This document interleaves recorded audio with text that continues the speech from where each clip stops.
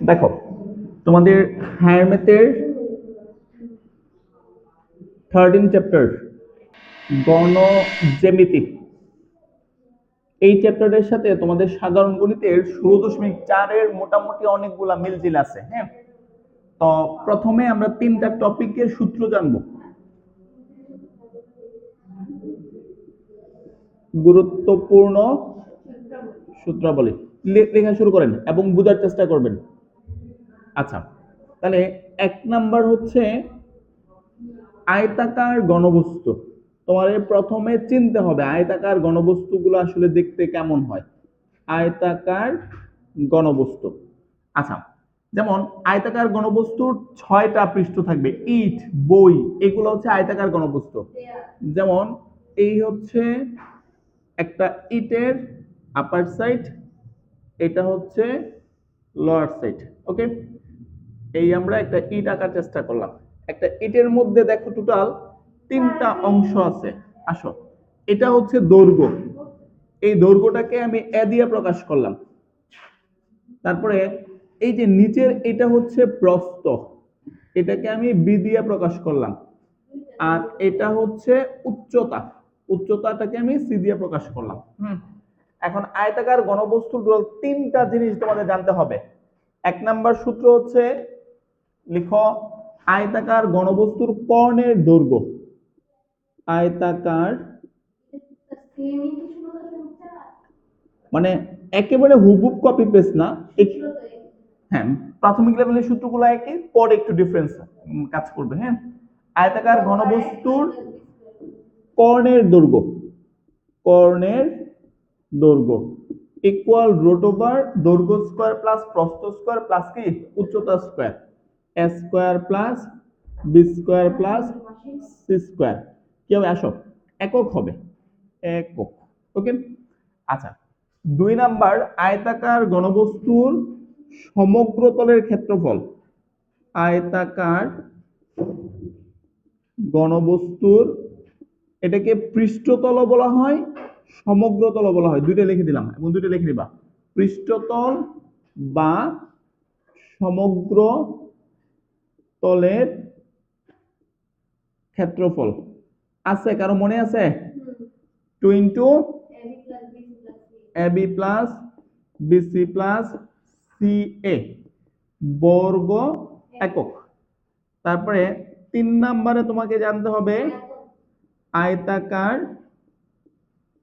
ঘনবস্তুর আয়তন, ঘনবস্তুর তোমার আয়তন। তাহলে আয়তনগুলা কি হবে?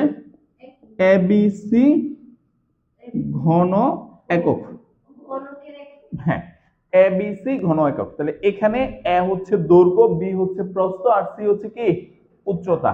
পাশে একটু লিখে নাও, এখানে এ ইকুয়াল ওই আয়তাকার ঘনবস্তুর দৈর্ঘ্য, বি হচ্ছে ওই আয়তাকার ঘনবস্তুর প্রস্থ, আর সি হচ্ছে উচ্চতা। ওকে, আচ্ছা, তাহলে আমাদের প্রাথমিক লেভেলের কথা শেষ। 2 নাম্বার ঘনক।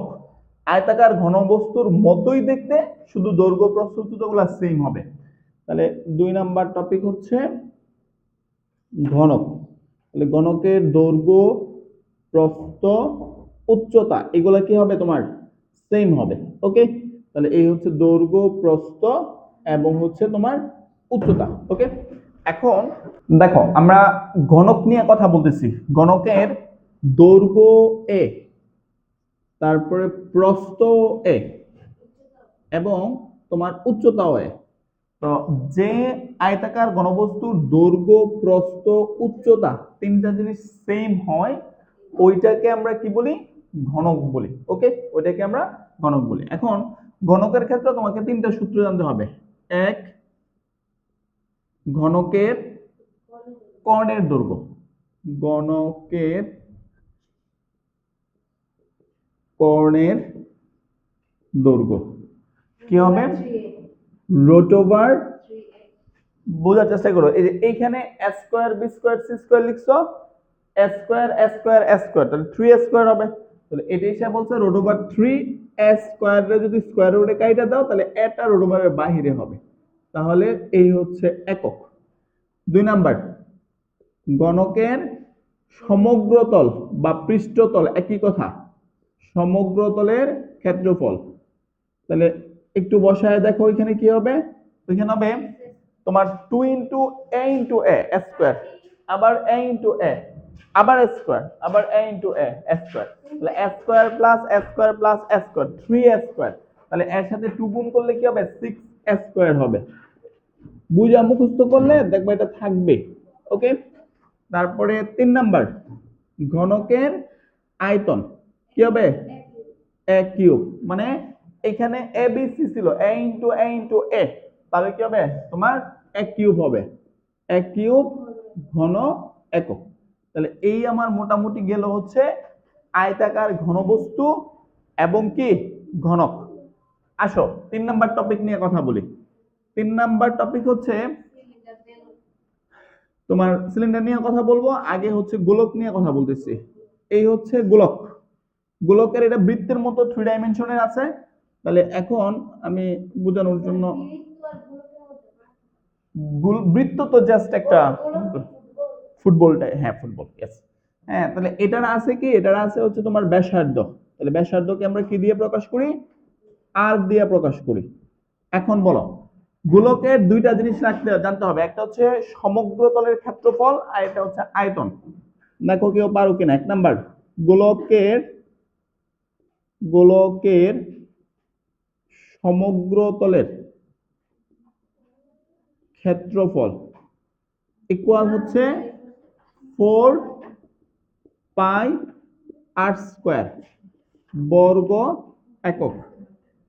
তারপরে 2 নাম্বার, গোলকের আয়তন, গোলকের আয়তন নির্ণয় করার সূত্র হচ্ছে 4/3 পাই আর কিউব বর্গ একক।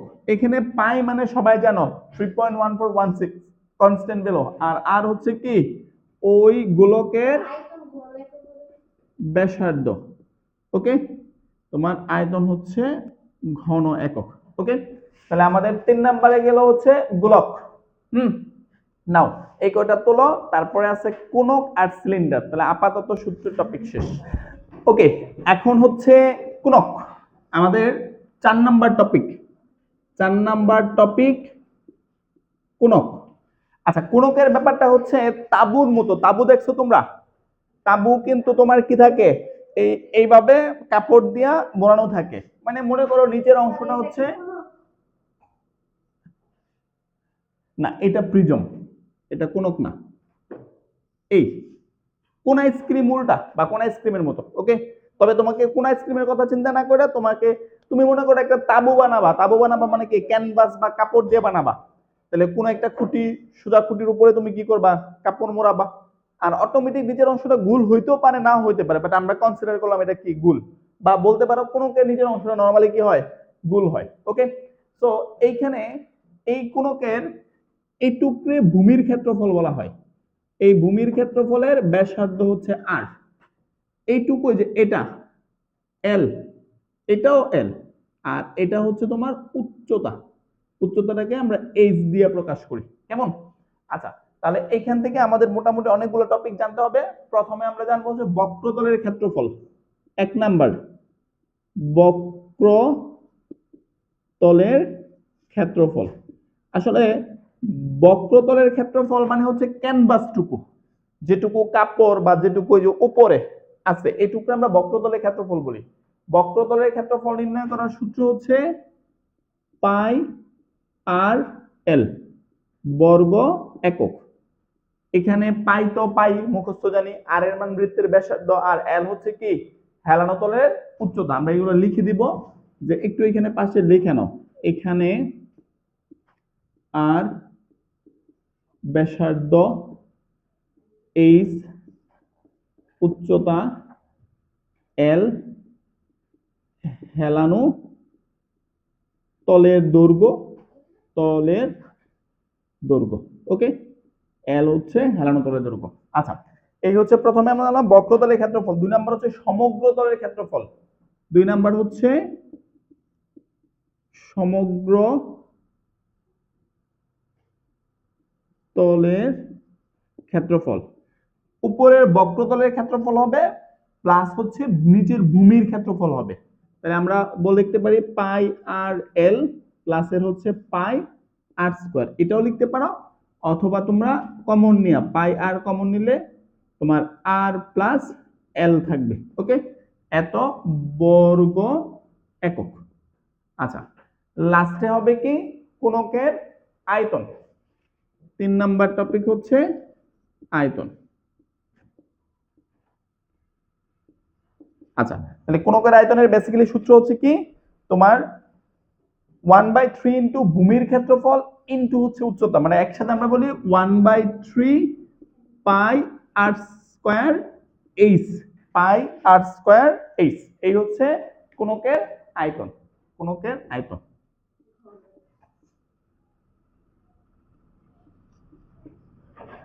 ঘন একক। আচ্ছা, তাহলে মোটামুটি 4টা টপিক শিখলাম, মানে টপিক শেষ এরকম না, এখানে প্রিজম আছে, পিরামিড আছে, ঠিক আছে, সিলিন্ডার আছে, এইগুলো আমরা নেক্সট ক্লাসে পড়বো। আজকের ক্লাসে যেটুকু লাগবে মোটামুটি সেটুকু দেখাইলাম। ওকে, দেখো অনুশীলনীর 1 থেকে 6 হচ্ছে এমসিকিউ, এটা আমরা লাস্টে সলভ করব, অথবা আমি তোমাদের অনুশীলনী ম্যাথগুলো করাইলে তোমরা এমসিকিউ গুলো পারবা। 7 নাম্বার কোশ্চেন হচ্ছে একটি আয়তাকার ঘনবস্তুর দৈর্ঘ্য প্রস্থ উচ্চতা যথাক্রমে 16 মিটার, 12 মিটার, 4.5 মিটার। আমরা সাধারণত করছিলাম এই টাইপের ম্যাথ, না 16.4 এর পৃষ্ঠতলের ক্ষেত্রফল, কর্ণের দৈর্ঘ্য এবং আয়তন নির্ণয় করো। তাহলে চলো প্রথমে আমরা লিখি কি কি দেওয়া আছে। দেওয়া আছে আয়তাকার ঘনবস্তুর দৈর্ঘ্য এ ইকুয়াল 16 মিটার, তারপরে আয়তাকার ঘনবস্তুর প্রস্থ বি ইকুয়াল 12 মিটার এবং আয়তাকার ঘনবস্তুর উচ্চতা সি ইকুয়াল 4.5 মিটার। এখন বলো আয়তাকার ঘনবস্তু পৃষ্ঠতলের ক্ষেত্রফলের সূত্র কি? ইয়েস, আয়তাকার ঘনবস্তুর, আয়তাকার ঘনবস্তুর তোমার পৃষ্ঠতলের ক্ষেত্রফল, পৃষ্ঠতলের ক্ষেত্রফল equal 2 into AB plus BC plus CA বর্গ। প্রথমে একক লিখবা, এখন মান বসাও এবং কেউ একজনকে করে চাপ দিও। 2 ইন্টু এবি এর মান 16, তারপরে ইন্টু তোমার কত আছে বি এর মান হচ্ছে 12 প্লাস 12 ইন্টু 4.5 প্লাস 4.5 ইন্টু 16। তুমি ছোট করে করে এখানে একটা ব্র্যাকেট দিও, তাহলে বুঝতে সুবিধা হবে। অঙ্কটা ছিল মিটারে, এজন্য বর্গ মিটার লিখছি। বলো কত হয়েছে?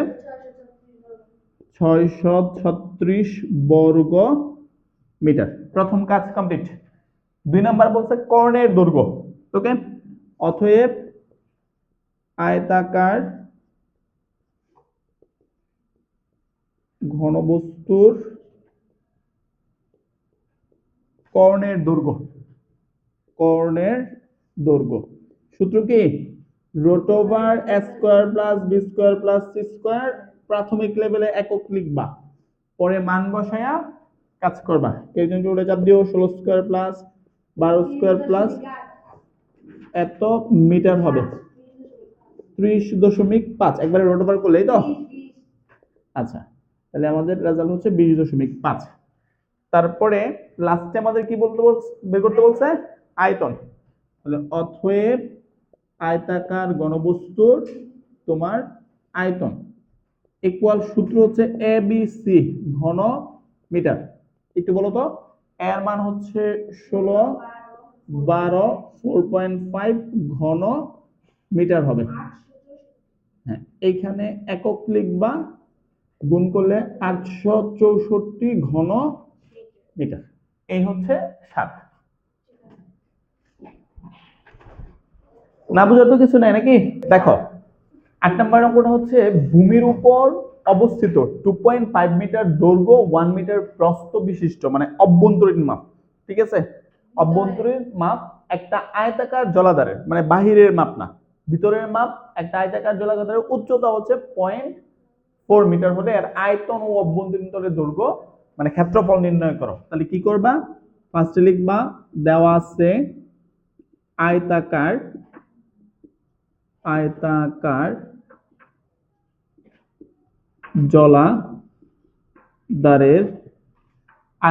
জলাধারের দৈর্ঘ্য ইকুয়াল 2.5 মিটার। ওকে, তারপরে আয়তাকার জলাধারের প্রস্থ বি ইকুয়াল হচ্ছে 1 মিটার এবং লাস্ট আয়তাকার জলাধারের উচ্চতা সি ইকুয়াল 0.4 মিটার। অভ্যন্তরীণ বলছে, এই জন্য অনেকের চিন্তা ভাবনার মধ্যে পরিবর্তন আসতে পারে, কারণ অভ্যন্তরীণের জন্য কোনো পরিবর্তন আসবে না, ভিতরের মাপ। অভ্যন্তরীণ শব্দটা মানে হচ্ছে ভিতরের মাপ। তাহলে আমাকে বলছে আয়তাকার জলাধারের আয়তন নির্ণয় করতে। আয়তন নির্ণয় করার সূত্র কি? এবিসি। তাহলে অতএব আয়তাকার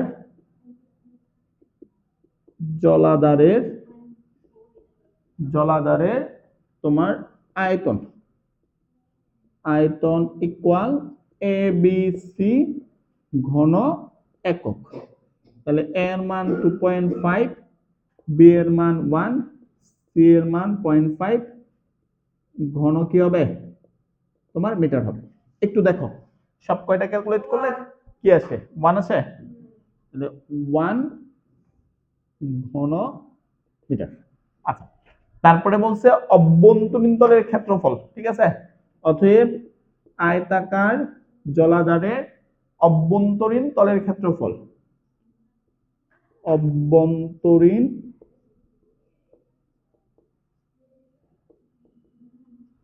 তলের ক্ষেত্রফল সূত্র কি হবে? 2 into AB plus BC plus CA বর্গ একক। মানগুলা বসাচ্ছি, কেউ একজন ক্যালকুলেট করো। 2 ইন্টু এর মান হচ্ছে 2.5 ইন্টু বি এর মান হচ্ছে 1 প্লাস 1 ইন্টু সি এর মান 0.4 প্লাস 0.4 ইন্টু তোমার এর মান হচ্ছে 2.5, গুণ করে একটা ব্র্যাকেটের ভিতরে নিলাম, বর্গ কি হবে?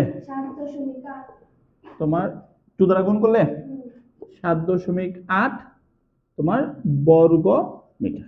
এই হচ্ছে উত্তর, আর তেমন কিছু না। অভ্যন্তরীণের জন্য সূত্রের কোনো পরিবর্তন হবে না। দেখো কেমন, 9 নাম্বার, একটি আয়তাকার ঘনবস্তুর মাত্রাগুলো বলতে আয়তাকার ঘনবস্তুর দৈর্ঘ্য, প্রস্থ, উচ্চতা, এই তিনটা জিনিসকে বোঝায়। কেমন? 5 সেন্টিমিটার, 4 সেন্টিমিটার এবং 3 সেন্টিমিটার হলে এর কর্ণের সমান ধার। ধার শব্দটা মানে হচ্ছে বাহু। এর কর্ণের যে মান বেরোবে এটাকে গণকের একটা বাহুর দৈর্ঘ্য বিবেচনা করে তোমাকে কাজ করতে হবে। আচ্ছা, যাই হোক, বলছে গণকের সমগ্র তলের ক্ষেত্রফল বের করো। আচ্ছা, আমরা 1 বাই 1 কাজ করি। প্রথমে দেওয়া আছে আয়তাকার অঙ্কটা গুরুত্বপূর্ণ। আয়তাকার ঘনবস্তুর দৈর্ঘ্যে আমরা এ দিয়ে প্রকাশ করি, ইকুয়াল হচ্ছে 5 সেন্টিমিটার। তারপরে আয়তাকার ঘনবস্তুর প্রস্থরে আমরা বি দিয়ে প্রকাশ করি, বি ইকুয়াল হচ্ছে 4 সেন্টিমিটার এবং আয়তাকার ঘনবস্তুর উচ্চতা সি ইকুয়াল 3 সেন্টিমিটার।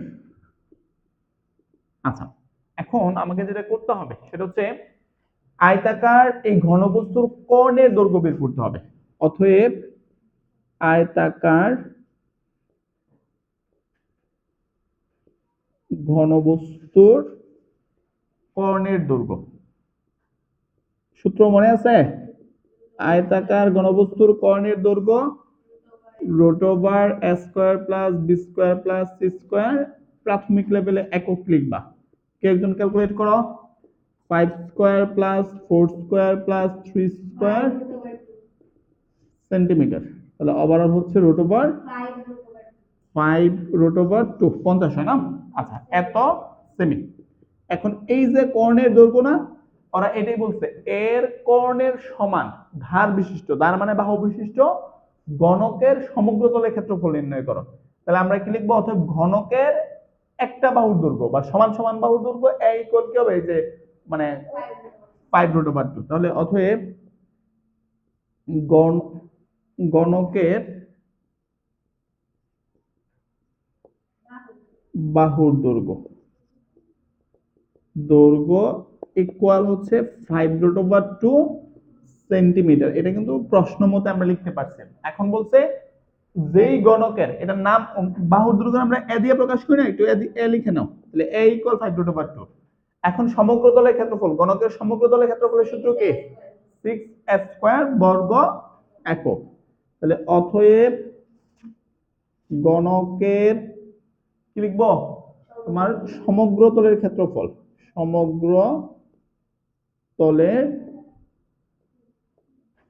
ক্ষেত্রফল ইকুয়াল হচ্ছে 6s² বর্গ। সূত্র লিখলে একক লিখবো। একটু দেখো কত আসে? 5 √2 এর উপরে স্কয়ার বর্গ সেমি। তাহলে ওভারঅল 300 বর্গ সেমি। কঠিনের কিছু আছে? প্রথমে আয়তাকার ঘনবস্তু কর্ণের দৈর্ঘ্য বের করছি। কর্ণের দৈর্ঘ্যটা হচ্ছে ঘনকের একটা বাহুর দৈর্ঘ্য। তারপর ওই ঘনকের সমগ্র তলের ক্ষেত্রফল বের করছি। জাস্ট সূত্র অ্যাপ্লিকেশন, আর কিছুই না। দেখো 10 নাম্বার, 70 জন ছাত্রের জন্য এরূপ একটা হোস্টেল নির্মাণ করতে হবে যাতে প্রত্যেক ছাত্রের জন্য 4.25 বর্গ মিটার মেঝে, একজন ছাত্রের জন্য যে পরিমাণ মেঝে দরকার সেটা হচ্ছে 4.25, এবং ঘন মানে কি বলে 16.6 মানে 13.6 ঘনমিটার শূন্য স্থান দরকার। এটা কিন্তু আয়তন দেওয়া আছে। গড়টির লম্বা হচ্ছে তোমার কি দেওয়া আছে? 34 মিটার। এর প্রস্থ এবং উচ্চতা নির্ণয় করো। একবার আগের অঙ্কগুলোর মতো না। তাহলে আমার কাছে একজন ছাত্রের জন্য প্রয়োজনীয় ক্ষেত্রফল এতটুকু, তাহলে 70 জনটা আগে বের করবো। চলো, তাহলে দেওয়া আছে একজন ছাত্রের জন্য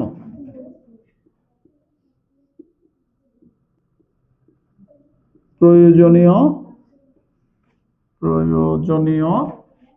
তোমার মেঝে 4.25 বর্গ মিটার। তাহলে অতএব 70 জন ছাত্রের জন্য, কেউ জন ক্যালকুলেট করো, 4 ইন্টু 70 বর্গমিটার, 297.5 বর্গমিটার। এটা কিন্তু ক্ষেত্রফল। হ্যাঁ, আচ্ছা, তারপরে আবার একজন ছাত্রের জন্য প্রয়োজনীয় শূন্যস্থান, একজন মানে খালি জায়গা থাকার জন্য তার দৈর্ঘ্য প্রস্থ উচ্চতা নিয়ে যতটুকু তার জায়গা দরকার, হ্যাঁ, ওইটাকে শূন্যস্থান বোঝাচ্ছে। মানে তোমার মেঝেটা হচ্ছে মনে করো এইটুকু, হ্যাঁ, আমি যেটুকু মধ্যে দাঁড়ায় আছি, আর আমি তো এইটুকু তো ক্ষেত্রফল, কিন্তু আমার টোটাল দাঁড়াইতে কি লাগতেছে? সাথে উচ্চতাটা লাগতেছে। অর্থাৎ আমি যেটুকুতে মুভ করতেছি এই ব্যাপারটাকে ওরা শূন্যস্থান বুঝাইছে। এই শূন্যস্থানটুকু আয়তন দেওয়া আছে, মানে দৈর্ঘ্য প্রস্থ উচ্চতা তিনটা মিলে তার একটা মানে আয়তন লাগবে, সেই আয়তনটা দিয়ে আছে। একজন ছাত্রের জন্য প্রয়োজনীয় শূন্যস্থান 13.6 ঘন মিটার। অতএব 70 জন ছাত্রের জন্য প্রয়োজনীয় শূন্যস্থান দেখা যাবে কত হয়? 13.6 গুণন 70 ঘন মিটার, 952 ঘন মিটার। আচ্ছা, এটা কিন্তু আয়তন। প্রশ্নের মধ্যে আরেকটা জিনিস দেওয়া আছে, সেটা কি? মানে তার উচ্চতা, একটা লাইনটা একটু বুঝো, মানে লম্বারে একটু তাকাও। লম্বারে তোমরা অনেকে এ বলতে পারো, দৈর্ঘ্যের সাথে কম্পেয়ার করতে পারো, প্রস্থের সাথে করতে পারো, উচ্চতার সাথে করতে পারো। এখন ব্যাপারটা হচ্ছে প্রস্থ উচ্চতা বের করতে বলছে, তাহলে লম্বা তো অবশ্যই দৈর্ঘ্য। কথা কি ক্লিয়ার? মানে এর মান দেওয়া আছে, বি আর সি বের করতে হবে। তাহলে আমরা এখন কি বলতে পারি? অতএব তাহলে দেয়া আছে গড়টির লম্বা, লম্বা মানে এ ইকুয়াল হচ্ছে কি? ইকুয়াল হচ্ছে তোমার 34 মিটার। একটু তাকাও, এখানে তো ক্ষেত্রফল বের করছো ঠিক না? এটা হচ্ছে মেজের ক্ষেত্রফল, কথা বুঝো। এখন যে তোমাদের চিন্তা ভাবনা সেটা, এটা তো আয়তাকার ঘনবস্তু না যে ক্ষেত্রফলের সূত্র 2 into ab plus bc plus c লিখবা। একটা মেজ, এমন করে এই রুমটাই তো যেটুকু মেজে তার ক্ষেত্রফল মানে কি? দৈর্ঘ্য গুণন প্রস্থ না? তাহলে এটুকু মানে কি ab এর মান দেওয়া আছে না? তোমরা যদি আবার একটু আগে তো সমগ্র তলের ক্ষেত্রফল করে আয়তাকার ঘনবস্তু 2 into ab plus bc plus c, ব্যাপারটা কিন্তু ওইরকম না। যেহেতু মেজে বলছে, মেজে মানে কি তোমার নিচের অংশটুকু, যেটা একটা আয়তাকার মানে আয়তক্ষেত্র, ঘনবস্তু না কিন্তু। তাহলে তার ক্ষেত্রে বলছে দৈর্ঘ্য গুণন প্রস্থ। তাহলে শর্ত মতে আমরা কি লিখতে পারি? ab এর মান দেওয়া আছে 297.5 আর আয়তন হচ্ছে abc, এর মান দেওয়া আছে কি তোমার 952। তোমরা কি কথাটা বুঝতে পারছো? অনেকে এইখানে প্যাচ লাগাবা, মেজে মানে আয়তক্ষেত্র, আয়তাকার ঘনবস্তু না। তাহলে আমরা শর্ত মতে কি লিখতে পারি? শর্ত মতে ab ইকুয়াল তোমার 957.5। আমরা কিন্তু এর মান জানি সবাই 34। তাহলে তোমরা এখানে 34 বসায় দাও। তাহলে 34 বি ইকুয়াল 297.5, অতএব বি ইকুয়াল 297.5 বাই 34। একটু দেখো তো কত আসে?